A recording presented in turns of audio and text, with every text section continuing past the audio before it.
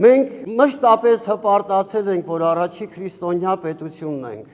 բայց այսօր արդյոք մենք առաջի քրիստոնյա պետությունն ենք իրավամբ,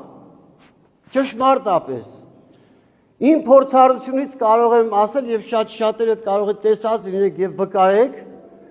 որ մեր եկեղեցին որքան առաջնահերթություն ունի քրիստոնեություն ընդունելու ժամանակ, այնքան հետադարձ է ապրել առ այսօր։ Ես չեմ կարող ասել ով է մեղավոր, որովհետև դա ամբողջ ժամանակներին է վերաբերվում։ Գոնե իմ տարիքը ինձ թույլ է տալիս ասելու, որ ես կուզենայի ուրիշ իրականություն տեսնել։ Եկեղեցու մեջ ամեն անգամ ամոթ եմ ապրում։ Վերջի անգամ այդ ամոթը 3